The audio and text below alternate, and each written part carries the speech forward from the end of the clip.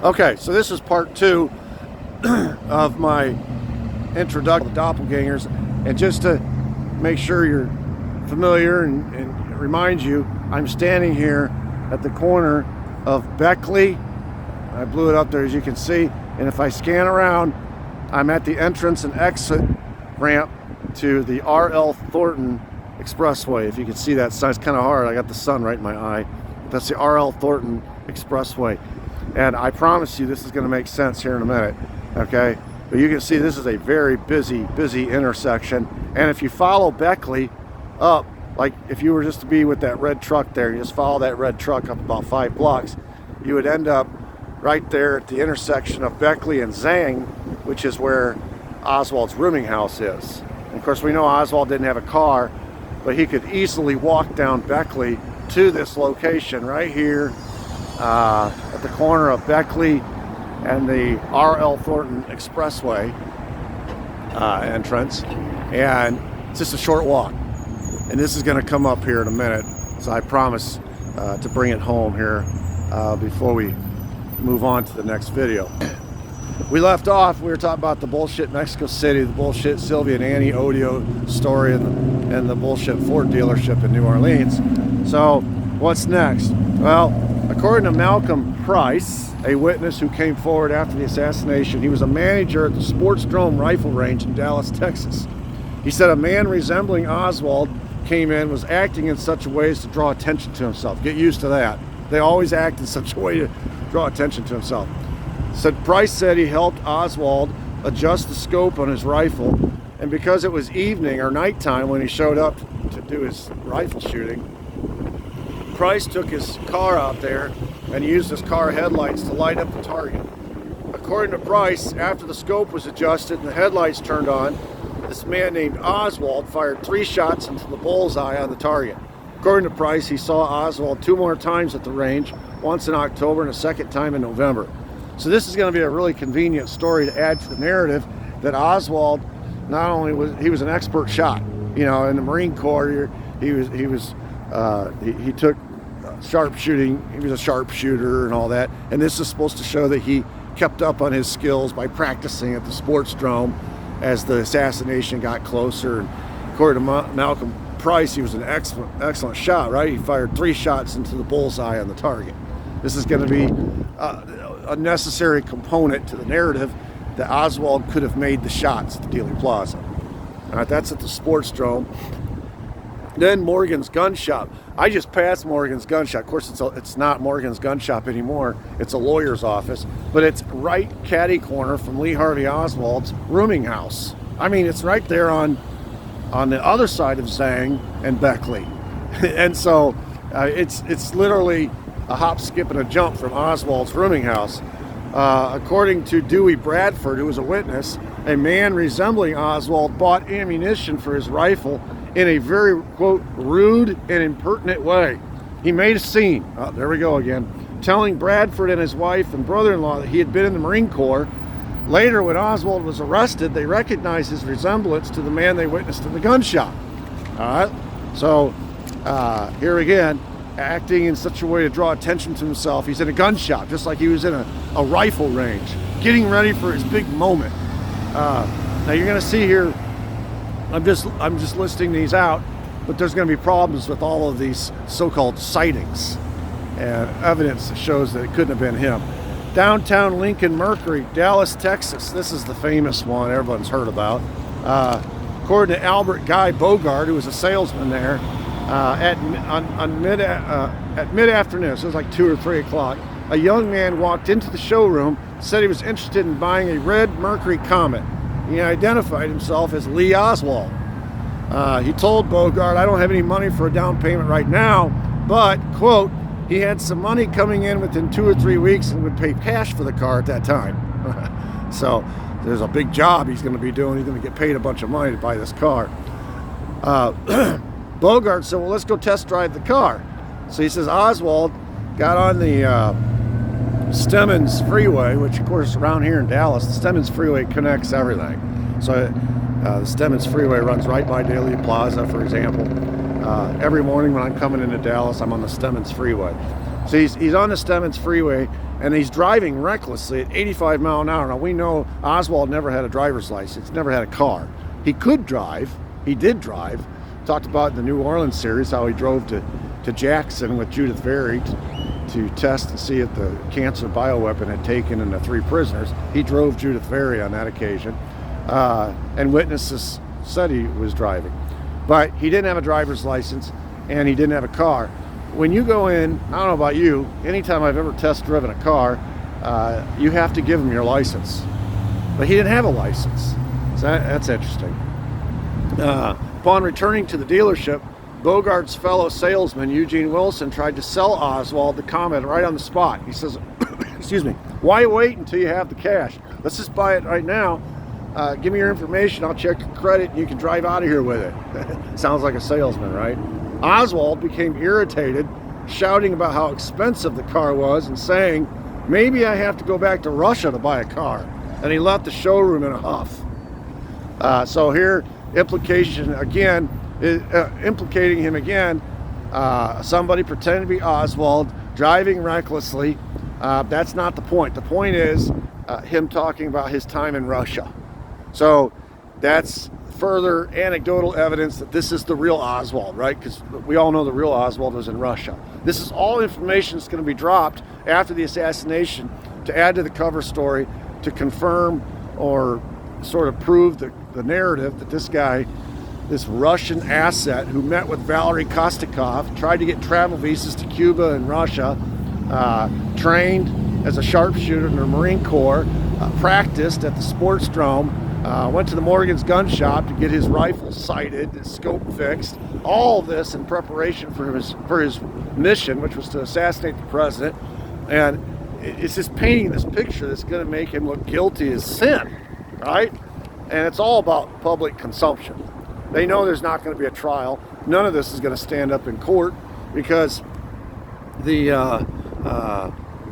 problems with these sightings are. It wouldn't take a halfway decent defense attorney long to figure out that there's problems with these. For example, just the problems with this story about being at the dealership. Though the man claimed to be Lee Oswald, the salesman's descriptions of the man did not match up with the real Oswald. There were some differences that led witnesses or led researchers to believe he with the Albert Guy Bogart was not describing the real Oswald.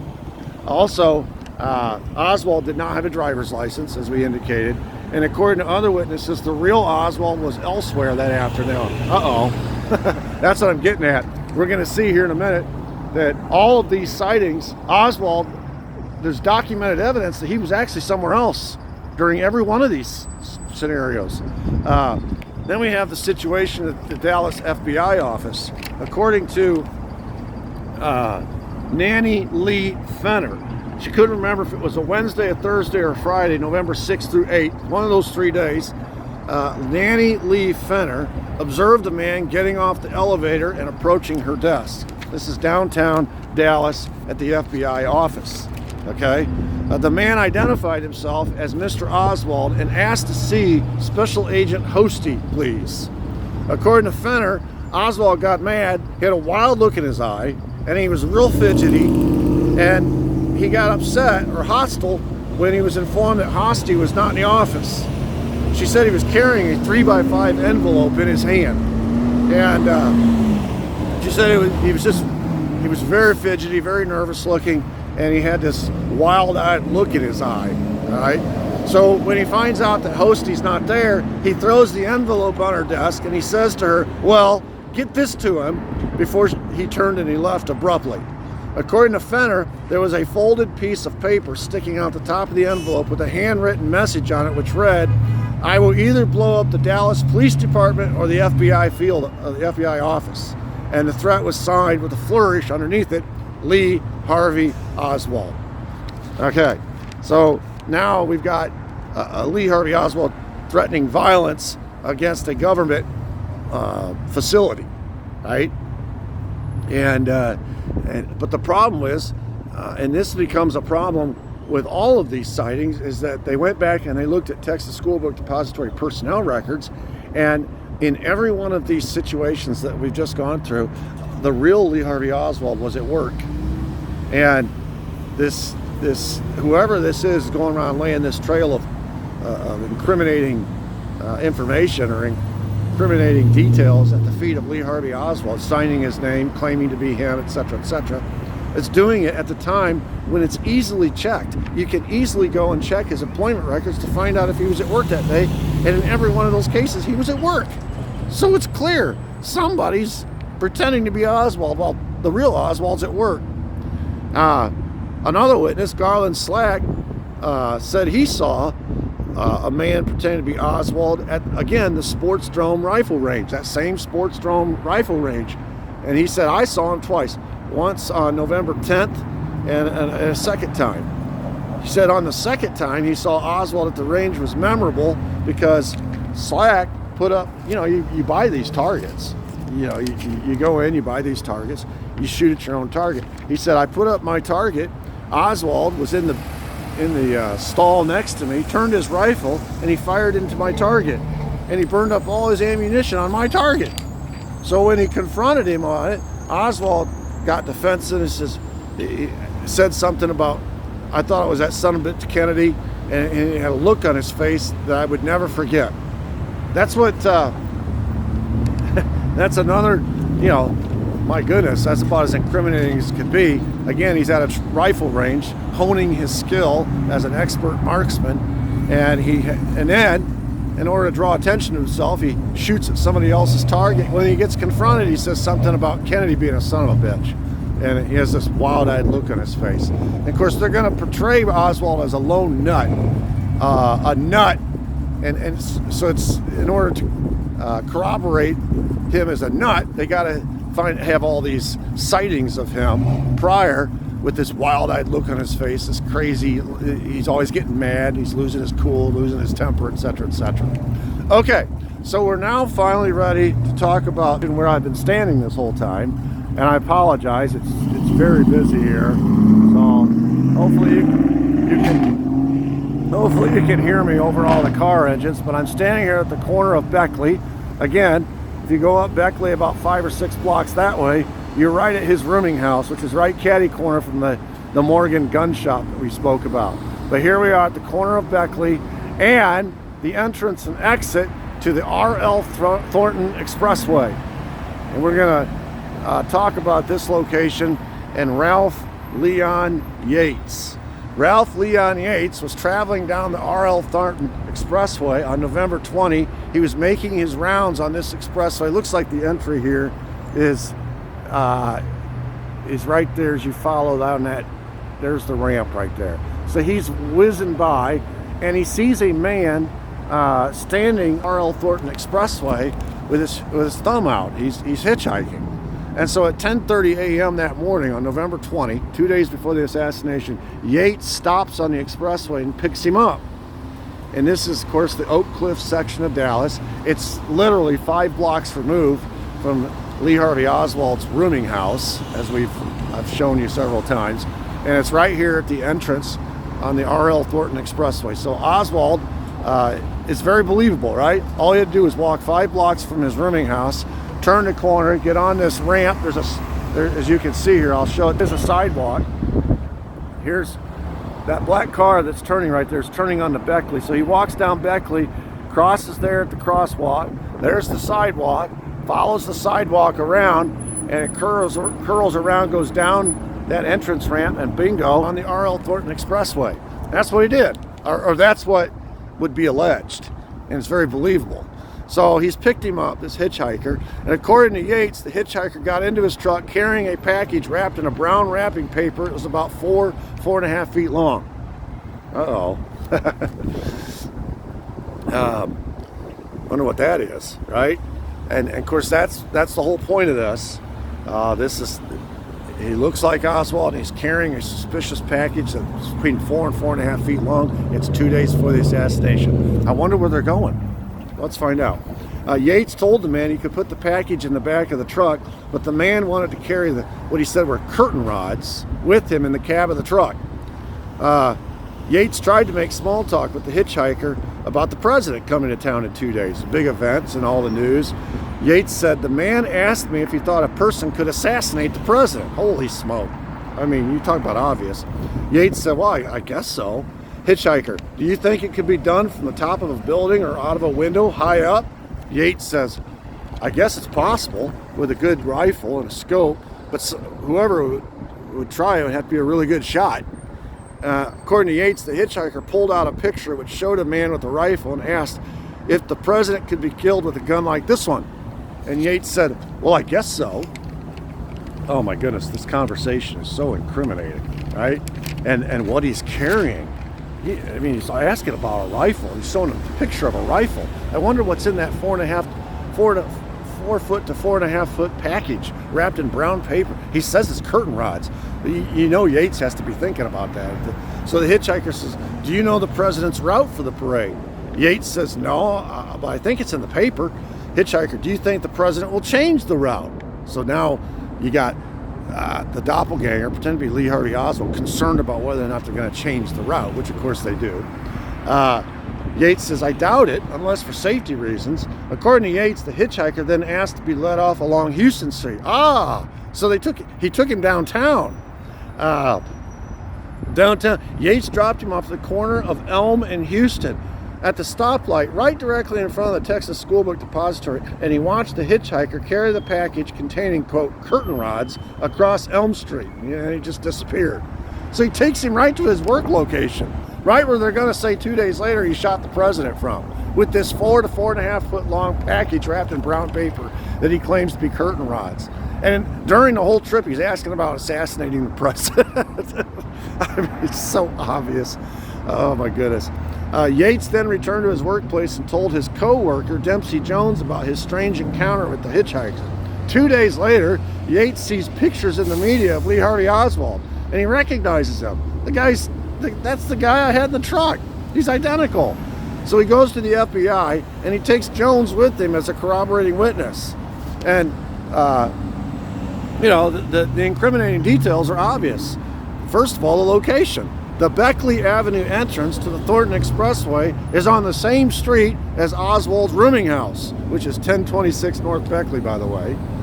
And of course, then another incriminating detail is that the hitchhiker hitched a ride from the location of Oswald's rooming house to Oswald's workplace, the Texas School Book Depository. And of course, another incriminating detail is he's got this package with the 4 to 4.5 foot long curtain rod or whatever, wrapped in brown paper. And another incriminating detail is the subject of his conversation, all about the assassination and whether it could be done from a high office building. Oh my God. But again, problems emerge regarding this story. And when the Warren Commission began looking into it, they realized, man, these hitchhikers' comments are so incriminating. They could be interpreted as being so obvious and clumsy. And it's just an attempt to draw attention to Oswald and paint him or portray him as the assassin. It's just too obvious. Second, they find out by looking at the work records from the Texas School Book Depository that guess what? Oswald was at work this entire time. This whole thing was the work of a doppelganger. And making it clear, that, by his appearance, he dressed like Oswald, he looked like Oswald, and then all the stuff in between that we've discussed implicating Oswald. It's a complete frame-up, complete setup. Third, the curtain rod story, this is where it gets really funny almost, was already on record. Oswald had a co-worker. I did another video on this guy, Buell Wesley Frazier. We went by his house, and of course he was friends with Ruth Payne. Ruth Payne introduced Buell Wesley Frazier to Lee Harvey Oswald, and they both got jobs at about the same time at the Texas School Book Depository. Buell Wesley Frazier ends up being Oswald's ride back and forth, where 2515 West 5th Street in Irving is a good little drive from the Texas School Book Depository downtown. And so Oswald never had a car, and when he wasn't staying at his rooming house, he needed a ride back and forth to see his wife and kids, and so Buell Wesley Frazier would give him that ride. He lived like 2 doors down from Ruth Payne. Ruth Payne, as we indicated in another video, was Oswald's handler. So this was all a setup. And Buell Wesley Frazier said that on the morning of the assassination, he took Oswald to work, and Oswald had a brown paper bag with a package actually, with something inside he claimed to be curtain rods, and he said he carried them in the palm of his hand, hiked up underneath his armpit, which indicates it's too short to be a rifle, even a disassembled rifle. It's too short. But anyway, that's the story that the FBI had latched onto, indicating, or at least satisfying them, as to how Oswald got the rifle or smuggled the rifle into the Texas School Book Depository building that they later found hidden behind the boxes on the 6th floor. Buell Wesley Frazier answered that story for them with his story about the curtain rods. And this came out right after the assassination. Well, now you have another guy, Ralph Leon Yates, saying, well, I took him to the Texas School Book Depository. This guy looked like Oswald. I took him. He had a package with him then on the 20th, 2 days prior. And he's telling this story after Buell Wesley Frazier has already told his story about the curtain rods. So essentially what we have is 2 curtain rod stories from 2 different witnesses. This is why I say they tried too hard. They tried too hard to implicate him, and as a result, they duplicated their stories. And they had doppelgangers running around acting like Oswald when Oswald's on record being at work, which is clearly not him. And it ends up being too much. The November 20th Oswald encounters with Wayne January at Redbird Airfield. We're going to do a big video on Redbird Airfield later, and boy, that is a huge piece, huge puzzle piece, a huge puzzle piece you never hear anything about. And he has this interaction. The guy that looked just like Oswald had an interaction with a guy that worked at the Redbird Airfield named Wayne January on November 20th. This is the same day Ralph Leon Yates says he's picking him up here, right where I'm standing, and taking him down the R.L. Thornton Expressway, this hitchhiker. So again, we have a duplicated story, 2 doppelgangers. And they're both stories are happening simultaneously. We already have 2 curtain rod stories. Now we have 2 doppelgangers, one on top of the other. All the meantime, all the while, the real Lee Harvey Oswald is at work at the Texas School Book Depository. You talk about a clusterfuck. It smacks of an intelligence operation tripping over itself while working overtime to scapegoat, in this case, Lee Harvey Oswald. In short, there's just too many Oswald sightings to be believable. Of course, they're all incriminating. None of them are exculpatory. They're all incriminating. And now there's a duplicate curtain rod story, and now there's a duplicate doppelganger. One's out at Redbird Airfield while the other's here on the interstate hitchhiking. My God. As far as Ralph Leon Yates is concerned, his story is a problem, so the FBI decides we got to make him go away. And the way that the FBI makes witnesses go away or their stories go away is to discredit the witness. They did this with Wayne January, the Redbird Airfield. They're going to do it with Ralph Leon Yates because they want Buell Wesley Frazier's story, because he's the neighbor to Ruth Payne. He's the co-worker at the Texas School Book Depository, and he told the story of the curtain rods first. In other words, he's the most believable. So they make a decision to stick with Buell Wesley Frazier's story. They got to discredit the other 2 witnesses. We'll talk about Wayne January and how they discredit him, but the problem now is Ralph Leon Yates. They literally did to him what the Secret Service did to another witness who became a problem to the government narrative, and his name was Abraham Bolden. Abraham Bolden was an actual Secret Service agent. They conspired because of the story he told. It didn't line up with the narrative. They conspired to have him committed to basically charged him with a crime, and then his punishment was to be sent to a psychiatric facility. They tried to dope him up with drugs and basically break his brain. You said that's a crazy story. Watch some of my videos on Abraham Bolden and the Secret Service. And we already know that the Secret Service has killed 2 of its own in preparation of the Dallas trip. One, the driver, to get him out of the way, to replace him with a driver that would hit the brakes and stop the car. And the other, one of their own agents who found out about the plot and was trying to tell Kennedy and trying to tell the Kennedy entourage what was fixing to happen, so they killed him too. So if they're willing to kill 2 of their own, they're certainly willing to set one up to be imprisoned and put in a psychiatric facility try to break his brain to discredit his story. That's the Secret Service. But the FBI was just as complicit. Over and over and over again, they tried to ruin witnesses. We'll talk about the Wayne January story, but here in the Ralph Leon Yates story, he spends they forced Yates into psychiatric care. He spends the next 11 years of his life bouncing from one psychiatric hospital to another until he died at age 39. During those 11 years, Yates was turned into basically a zombie by a combination of tranquilizing drugs and shock treatments. And through it all, he never recanted his story. This is the only mistake Ralph Leon Yates made, was stopping on the interstate and picking up somebody who looked like Lee Harvey Oswald and then going to the FBI later and telling him the story. Well, when he told him if he had never gone to the FBI, none of this would ever happen. He had no history of psychiatric problems, not in his family, not with him personally. He wasn't even on any medication. He was never even sick. Then all of a sudden, after he tells this story, and he becomes a problem to the narrative, they dope him up on all these drugs, and they put him in these psychiatric facilities, and he dies at age 39.